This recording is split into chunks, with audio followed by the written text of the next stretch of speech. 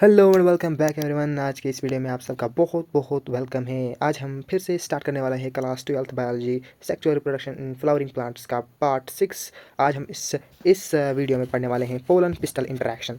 ठीक है, pollen pistol interaction.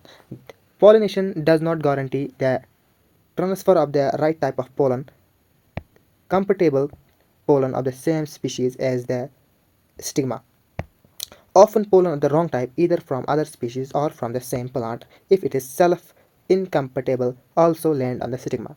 ये कह रहा है जो पॉलिनेशन है ये कभी भी मतलब गारंटी नहीं है कि सही हो या गलत। पॉलिनेशन जो होती है ना ये कभी कभार सही भी होती है, मतलब एक ही किस्म के पॉलन ग्रेन्स एक ही स्पीशीज़ पे आते हैं और वहाँ पे पॉलिनेशन करते हैं, या फिर कभी कभार दूसरे स्पीशीज़ के पोलन ग्रेन्स दूसरे स्पीशीज़ के स्टिग्मा पे जाते हैं और वहाँ पे मतलब पॉलिनेशन करा सकते हैं, लेकिन वो करते नहीं है। ठीक है, the pistil has the ability to recognise the pollen. अब ये कौन जानेगा कि मुझे कब पॉलिनेशन करनी है और कब पॉलिनेशन नहीं करनी है, इसकी जिम्मेदारी है पिस्टल पे। पिस्टल के पास वो एबिलिटी है, वो रिकॉग्नाइज करता है किस तरह का पोलन है, whether it is of the right type comfortable और of the wrong type uncomfortable. चाहे वो सही सही किस्म का मतलब पोलन हो, चाहे वो रॉन्ग टाइप का पोलन हो। ठीक है, if it is of the right type the pistol accepts the pollen and promotes post pollination events.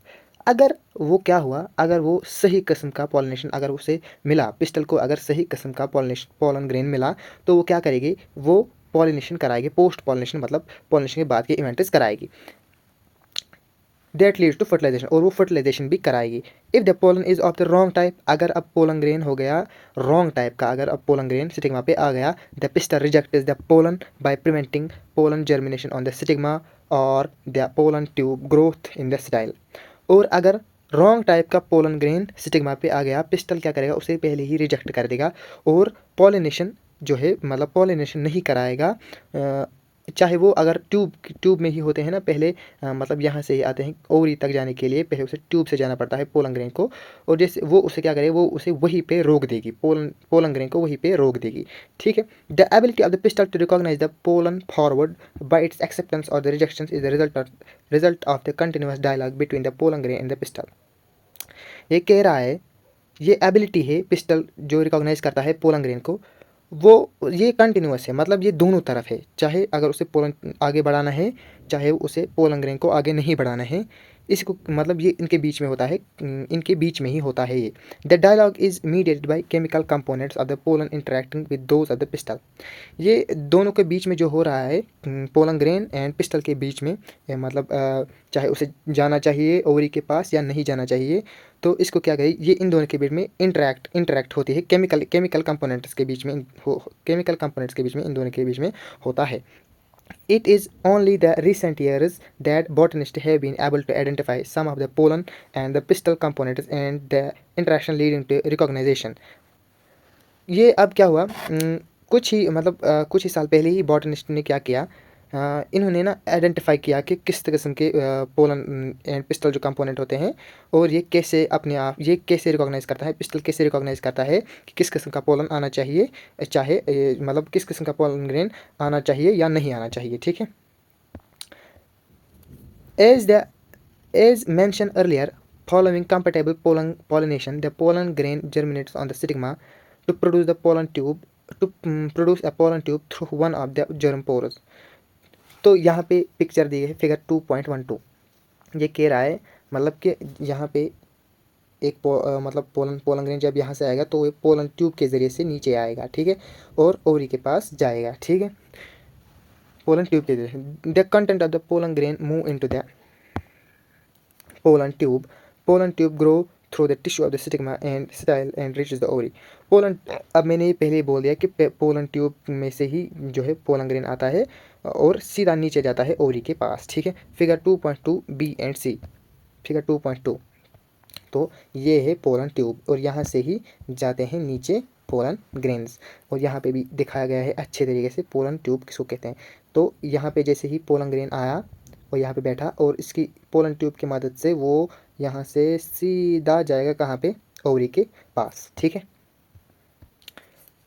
You would recall that in some plants pollen grains are shed at two celled stage. हमको पता है अब कि क्या कुछ plants में जो है pollen grain two celled condition में मतलब शेड होती है, पोलन ग्रेन शेड होती है टू सेलेड स्टेज में, जिसको कहते हैं a vegetative cell and a generative cell.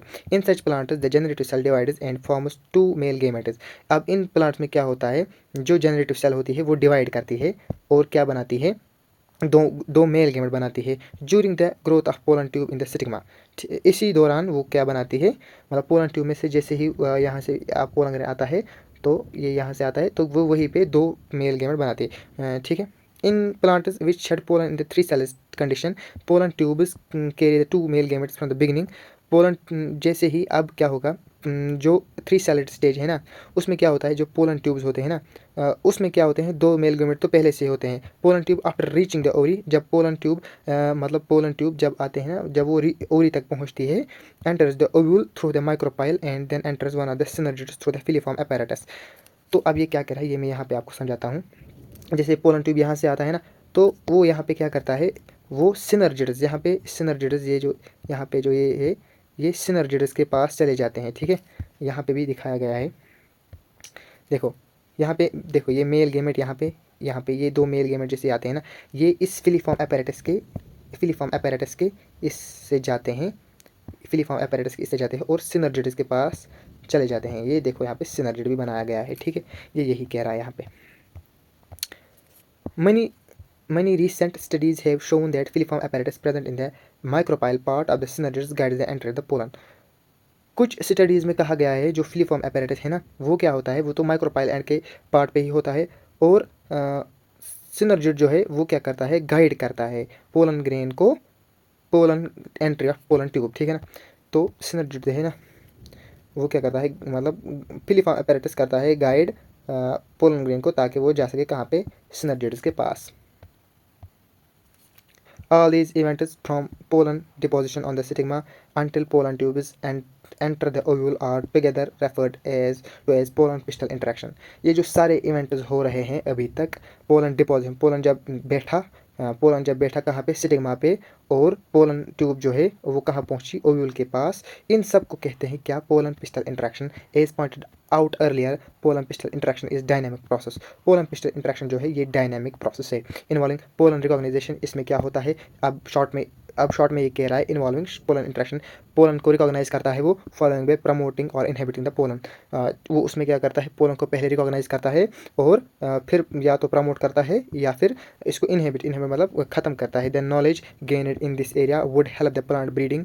ये जो हमने यहाँ पे नॉलेज गेन की ना, इसको हम अपने प्लांट ब्रीडर्स में भी मतलब प्लांट ब्रीडर्स इन मैनिपुलेटिंग पोलन पिस्टल इंटरेक्शन, हम इसको यूज़ कर सकते हैं प्लांट ब्रीडिंग में भी, इवन इन इनकम्पेटेबल पॉलिनेशन। चाहे वो एक दूसरे के लिए सही ना हो, हम उसके लिए भी इसको यूज़ कर सकते हैं टू गेट डिजायर्ड हाइब्रिड, और हाइब्रिड पाने के लिए, ठीक है, ठीक है।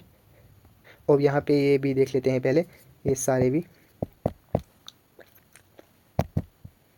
यहाँ से, ये है एंटीपोडल्स, ये तीन है ना, ये है एंटीपोडल्स, ठीक है। ये क्या है, ये है एंटीपोडल्स, ये है पोलर एग दो ही होते हैं और एग सेल एक होता है, उसके बाद सिनर्जिड्स होते हैं यहाँ पे। ये तो मैंने देख लिया, लॉन्गिट्यूडनल सेक्शन ऑफ फ्लावर है ये, सेंट्रल एग है, एग न्यूसेलस है, प्लाज्मा मेम्ब्रेन है, फीमेल मेल गैमेट है and vegetative nucleus, male gamete है और पोलर न्यूक्लियर दो होते हैं, ठीक है। You can easily study pollen germination by dusting some pollen from flowers such as pea, chickpea, clotoria, crotalaria, balsam and vinca on glass slide। हम मतलब हम कर सकते हैं, इजीली रिकॉग्नाइज कर सकते हैं हम जो जर्मिनेशन होती है, हम इजीली पोलन जर्मिनेशन रिकॉग्नाइज कर सकते हैं अगर हम डस्ट उठाएं ना, पोलन ग्रेन्स पे अगर हम उठाएं या पी प्लांट पोलन ग्रेन्स उठाएं पी प्लांट पे या इस पे, तो यह एक स्लाइड पे फिर हम रखेंगे containing a drop of sugar solution, और उस पर क्या डालेंगे, शुगर सोल्यूशन के कुछ ड्रॉप डालेंगे, about 10% drop after about 15 to 30 minute. Observe the slide under the low power lens. उसके बाद हमें क्या करना है, 15 से 30 मिनट तक उसको रखना है और फिर उसे लो पावर लेंस के माइक्रोस्कोप के नीचे देखना है। You are likely to see pollen tubes coming out of the pollen. आप देखोगे क्या पोलन पोलन जो है ना, मतलब पोलन ट्यूब्स वो पोलन ग्रेन से पोलन ग्रेन्स आ रहे हैं बाहर, कहाँ से? पोलन ट्यूब से। As you shall learn in the chapter on plant breeding chapter 9। अब हम पढ़ेंगे ना चैप्टर 9 जैसे ही पढ़ेंगे, a breeder is interested in crossing different species. जो एक ब्रीडर होता है ना, वो क्या करता है? वो इंटरेस्ट दिखाता है मतलब किसी भी स्पीशीज़ को क्रॉस मिलाने के लिए। मतलब एक स्पीशीज़ ये है, एक स्पीशीज़ ये अलग स्पीशीज़, ये अलग स्पीशीज़, इन दोनों के बीच में जब फर्टिलाइजेशन होगी तो उसको क्या कहेंगे हम? क्रॉस ब्रीडिंग थी। And often generate to combine desirable characters to produce commercially superior varieties. ये भी यहाँ पे मैंने अभी अभी इसको मतलब कर लिया है, ठीक है ना। अब हम देखेंगे आर्टिफिशियल हाइब्रिडाइजेशन। आर्टिफिशियल हाइब्रिडाइजेशन किसे कहते हैं? ठीक है, is one of the major approach of crop improvement programme. Artificial hybridisation ये ना बहुत इंपॉर्टेंट और मेजर अप्रोच है क्रॉप इंप्रूवमेंट प्रोग्राम का। In such crossing experiment it is important to make sure that only the desired pollen grains are used for pollination.